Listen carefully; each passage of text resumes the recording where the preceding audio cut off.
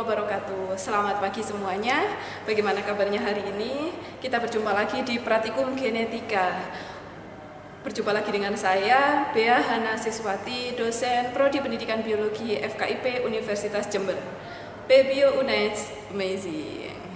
Pada kesempatan hari ini kita akan mencoba menjelaskan terkait Pratikum Genetika dengan topik persilangan monohibrid pada lalat buah Drosophila melanogaster. Tujuan dari pratikum hari ini adalah mengetahui cara mengembangbiakkan lalat buah Drosophila melanogaster, latihan membuat persilangan monohibrid, dan yang terakhir mengamati dan menghitung rasio fenotip keturunan dari persilangan monohibrid tersebut. Sebagai pengantar, sebelum kita mendemonstrasikan persilangan Mendel, kenapa ya kita sering menggunakan Drosophila melanogaster dalam pratikum genetika? Kira-kira kenapa? Ya, jawabannya ada di sini. Yang pertama, mudah diperoleh. Yang kedua, mudah dipelihara. Yang ketiga, murah biaya perawatannya. Yang keempat, tidak membutuhkan banyak tempat. Yang kelima, morfologinya bisa kita amati dengan mata telanjang. Yang keenam, tidak berbahaya dan tidak menularkan penyakit karena Drosophila melanogaster tidak menjadi inang perantara. Yang ketujuh, mempunyai banyak keturunan. Yang kedelapan, variatif atau memiliki mutan mulai dari warna mata, bentuk sayap, warna tubuh, dan juga bentuk bulu. Kromosom sederhananya hanya memiliki 4 pasang kromosom saja. Oleh karena itu, Drosophila melanogaster cocok sekali sebagai hewan coba pada pratikum. Sudah ada di depan meja pratikum. Yang akan kita lakukan pertama kali adalah bagaimana meremajakan Drosophila melanogaster. Apa saja alat dan bahan yang digunakan? Yang pertama, Drosophila melanogaster yang akan kita remajakan, gelas arloji, selang kecil dan selang besar, tabung reaksi, kuas kecil, tape singkong, pisang, gula merah, botol, dan tisu. Pertama, kita meremajakan dulu, yaitu dengan cara membuat medium. Bagaimana cara membuat medium? Yang pertama kita siapkan adalah pisang,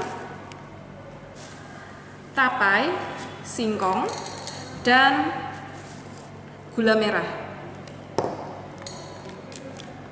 Kita ukur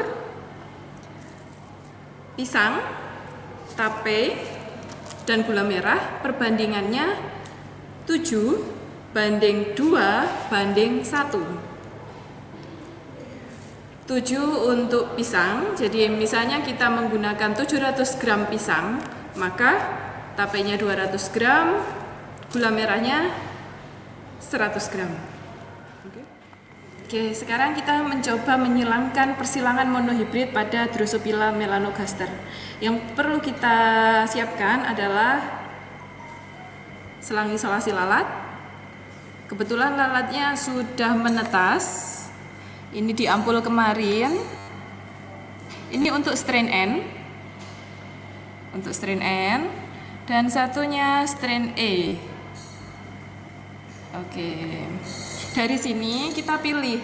Kita sudah mengetahui kalau lalat jantan itu biasanya ukurannya lebih kecil dan pada ujung abdomennya itu berwarna gelap.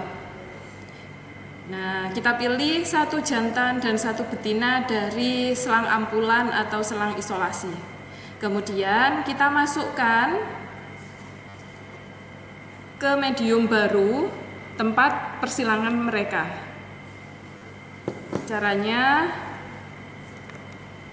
adalah kita pilih jantan strain E dan betina strain N atau beserta resiproknya. Jadi kebalikannya, bisa jantan strain N dan juga betina strain E. Kita masukkan, kita cari dulu mana yang betina. betina. Kita hati-hati. Kita masukkan. Oke. Jantan strain E. Kemudian kita pilih betina yang strain N. Betina strain N. Oke, kebetulan dua-duanya betina. Kita pilih salah satu untuk kita masukkan.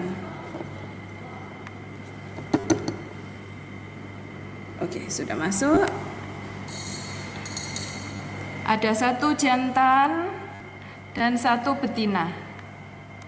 Setelah itu, kita perlu membuat label. Dari kertas label, nama persilangan kita, yaitu jantan E plus betina N. Tanggal persilangan hari ini 02 September 2020. Berhasil. Ini adalah persilangan pertama kita untuk parental jantan E dan betina N. Kemudian kita tunggu selama 1 minggu, 2 minggu hingga muncul pupa. Setelah muncul pupa, kita ampul seperti ini lagi. Jadi kita isolasi masing-masing pupa yang sudah terbentuk dari persilangan E dan N.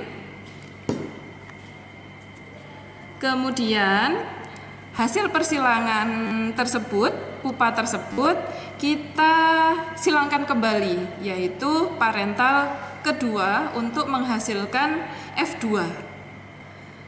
Biasanya untuk persilangan parental kedua, strain yang muncul dari persilangan E jantan dan N betina adalah semua strain berjenis kelamin jantan ataupun betina dengan strain N heterozigot.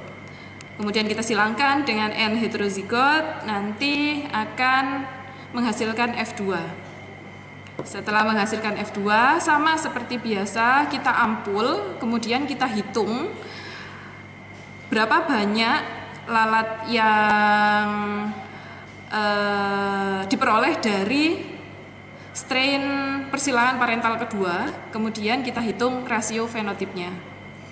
Ini bisa membuktikan bahwa rasio perbandingan hukum Mendel adalah sebagai berikut.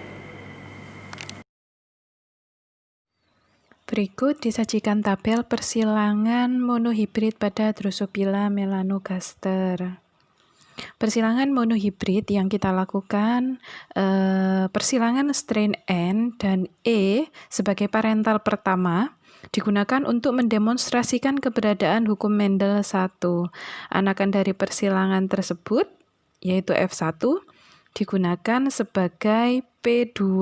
Anakan dari P2, F2, dicatat untuk dianalisis lebih lanjut. Berikut ini disajikan tabel bagaimana kita mencatat hasil dari persilangan yang telah kita lakukan. Persilangan monohibrid pada Drosophila melanogaster yang telah kita demonstrasikan antara jantan strain N disilangkan dengan betina strain E beserta resiproknya, betina strain E disilangkan dengan strain N. Rasio fenotip F2 yang diharapkan adalah 3:1. 3 untuk strain N dibanding 1 untuk strain E. Perlu kita ketahui, hukum Mendel 1 atau disebut hukum segregasi atau pemisahan adalah pemisahan pasangan alel secara bebas pada saat pembelahan meiosis dalam pembentukan gamet. Yang hari ini telah kita lakukan praktikum terkait hukum Mendel 1 menggunakan hewan coba Drosophila melanogaster. Oke, baik, kita sudah melakukan persilangan Drosophila melanogaster dari F1 sampai F2. Kemudian sudah menghitung juga hasil rasio fenotip berdasarkan tabel yang sudah dikemukakan. Mudah bukan kita praktikum genetika persilangan monohibrid?